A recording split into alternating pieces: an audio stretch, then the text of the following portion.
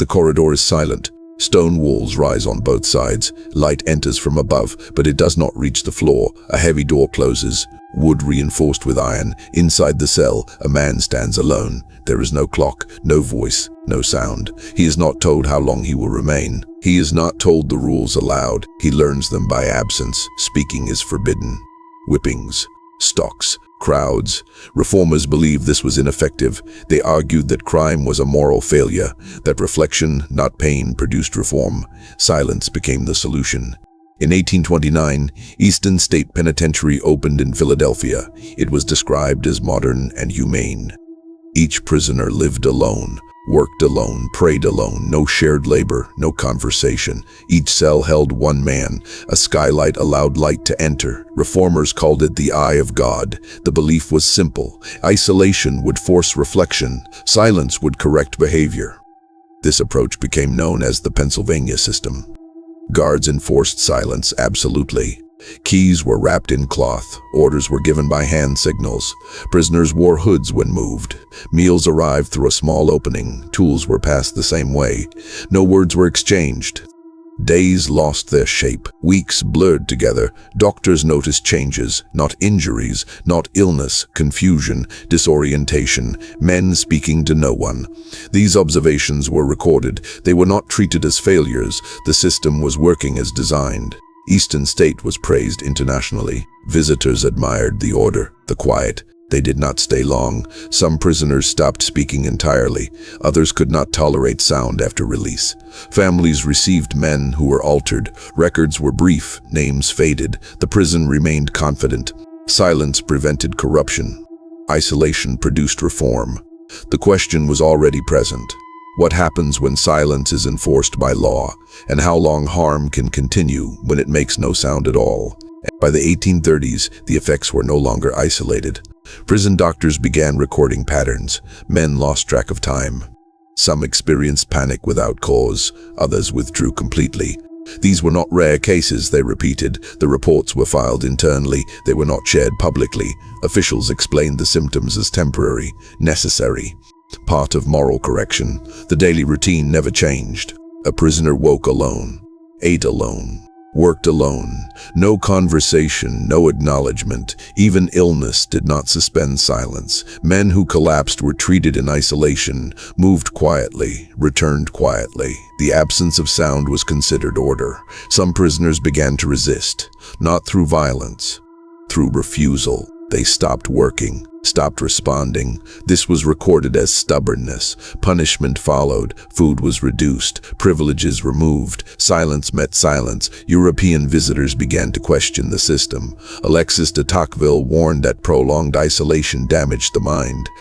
Charles Dickens described prisoners who appeared calm, but whose eyes suggested otherwise. Their criticisms were dismissed. Reformers argued that suffering was not harm, it was transformation. Release did not end the effects. Men left unable to work among others, unable to sleep near sound, unable to explain what had happened. Some were sent to hospitals, others to asylums. The prison did not track outcomes. By mid-century, comparisons became unavoidable. Other prisons allowed limited interaction. Their inmates showed fewer breakdowns. Eastern State resisted change. Silence was central to its identity. To abandon it would be to admit failure. Overcrowding eventually forced small adjustments. Brief contact occurred. Minimal speech returned. Prisoners responded immediately. This was noted. It was not acknowledged. The Pennsylvania system did not collapse. It simply faded. No announcement marked its end. No apology followed.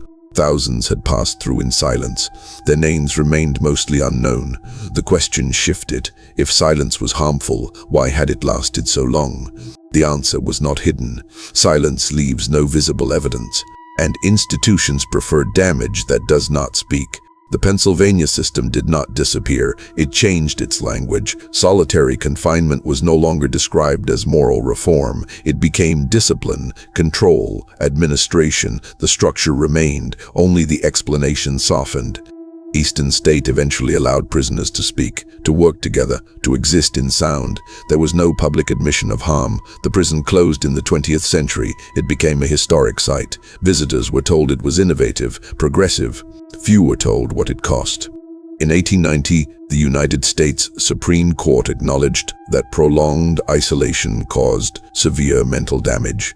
The observation did not end the practice. Isolation was limited on paper, expanded in practice. Modern prisons build spaces designed for silence, cells meant for one person. Hours measured without markers, inmates described losing time, losing speech, losing the ability to tolerate sound.